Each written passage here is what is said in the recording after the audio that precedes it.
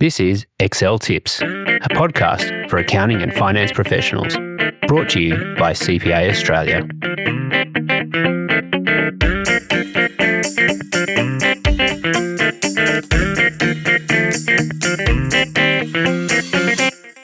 Welcome to the Excel Tips podcast. My name is Neale Blackwood, and in this episode, I thought I'd cover a number of underused features in Excel. So these are features that you might have missed along the way.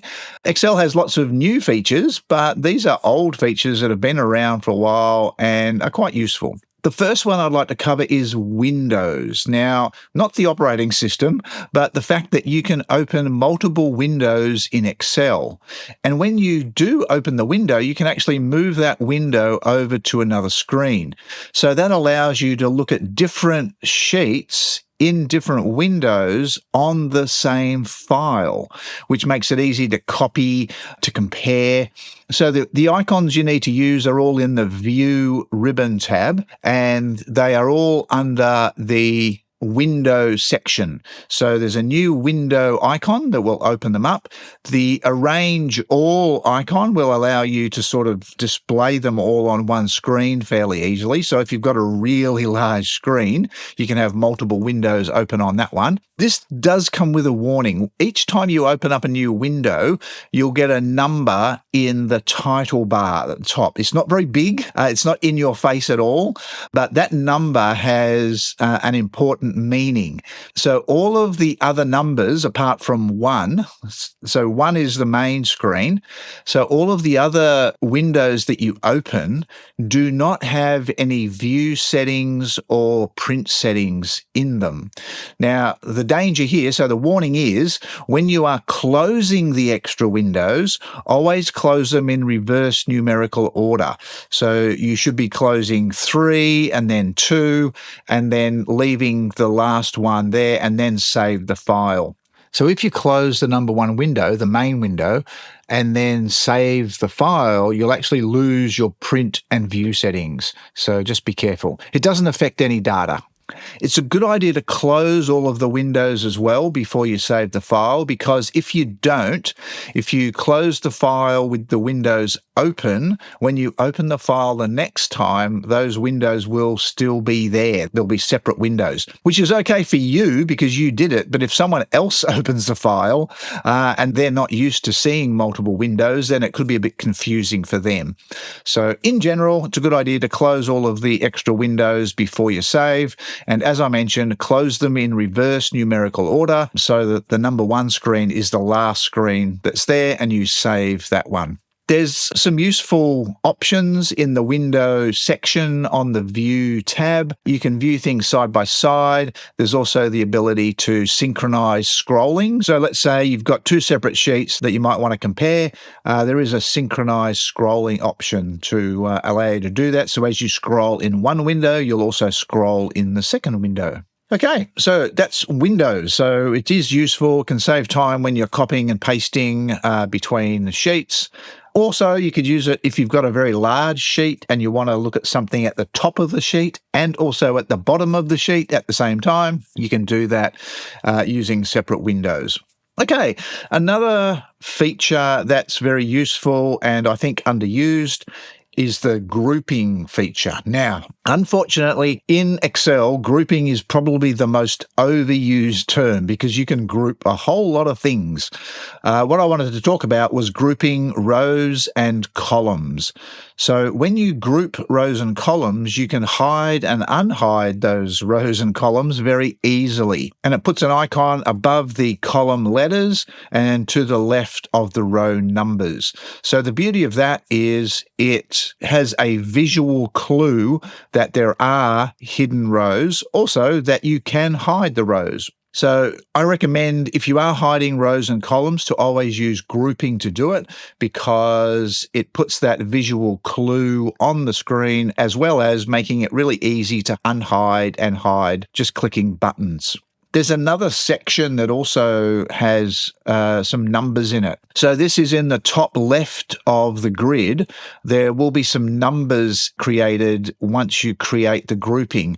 And those numbers allow you to hide and unhide even quicker. So if you've got multiple sections that you've hidden, you can hide and unhide those sections in one go, just clicking those little numbers. They will appear in the top left corner of the grid. Now, there's some keyboard shortcuts to apply grouping. So to apply grouping, you select the columns or the rows and you press Shift, Alt, and the right arrow, and that will apply the grouping. And if you wanted to remove the grouping, you can use Shift, Alt, and the left arrow. Now, a feature that's related to this is called auto outline. And if you've got an existing report, and let's say that report has subtotals or sum functions built into it, then Excel can use those formulas to determine the rows that you would like to hide. So basically, if there's a sum function on a row, Excel will determine that that row should be visible and that the detail rows should be hidden. So if you select a report and then go to the data ribbon, and on the far right-hand side, there is a group drop-down. If you click that, there's an auto outline option. And what that will do is that will automatically add the grouping buttons for you in one step. You don't have to do anything. All of the buttons will be created, and it also creates a bit of a hierarchy. So those numbers that I mentioned that are in the top left corner allow you to quickly hide and unhide the subtotals or the detail as well. Now, one downside of using that auto outline is that the undo button doesn't work. So you can't undo it that way. What you have to do is there's an ungroup icon right next to the group icon. And if you click that, you'll see there is a clear outline. So undo doesn't work, but there is a clear outline option that you can use. So the default location for the grouping icon is always on the right of the columns being hidden. And in terms of rows, it's always at the bottom of the rows being hidden. Now, that's a normal layout, pretty standard layout. But with the advent of dynamic arrays, where we might have our totals at the top and some of our totals on the left, you do have the ability to change the location of those grouping icons. Now, it's like they've tried to hide this, okay? So to make that change, and this change applies to the whole sheet. So you can change the location of the grouping icons on a whole sheet. And what you do is there is an outline section. It's the last section in the data ribbon tab, and on the bottom right-hand corner of that section, there is a little arrow icon. Now, that's a special icon that's used to show that there are extra options available. Now, the outline one is the only section that has that icon in the data tab. But when you click it, you will see that there is a tick box for where the rows are shown below the detail and the columns are shown to the right of the detail. If you untick those tick boxes, then that changes the location to the other side and to above. So that's all you need to do. Click that and then click OK, and that will change the location of the grouping icons. Now, I mentioned subtotals earlier. There is a subtotal function in Excel, and it's quite good at creating the subtotals in a list. And the beauty of it is there is an automated way to insert the subtotals. So the idea is you have a list and you've got that list sorted by a column in the list. And what you can do is, based on that sorting, you can create automated subtotals where Excel will put them in. So basically, you click on the list, go to the data ribbon tab, and again, on the far right-hand side, there's a subtotal button. And if you click on that, you then have the ability to specify the column that you've sorted by. So that's the column it's going to use to figure out where to insert the subtotals. You can then choose the calculation to perform. 99 times out of 100, it's going to be the sum function. And then you can then tick the columns that you want to add up, basically. Once you click OK, it will insert all of the subtotal functions for you. It'll put a subtotal at the bottom as well. And it also automatically inserts the grouping icons. So it does all of the work for you. So if you want to get rid of the subtotals, there is a remove all button in the same dialog. So just go back to the subtotal icon and there's a remove all option as well. Now, when I show people this, they like it, but there is one thing that they always pick up. When the subtotal is inserted, it inserts rows to put the subtotals, so it adds a row with the subtotal, and there's also a description in bold. But the subtotal values are not bold, and so people like to have that consistency. So there is a technique that I demonstrate in the companion video that you can convert the subtotal values into bold fairly easily. So the way you do it is you use the grouping icons to only show the subtotal rows. You select the whole range, and then you press the F5 function key, click the special button, and then there is a option for visible cells only, which we'll also look at in a minute. So tick that option and then click OK. And what that does is that only selects the visible cells. So they're there at the moment, that's just the subtotals. So if you click the bold or go Control B, that will only format the visible cells. So all the hidden rows are ignored.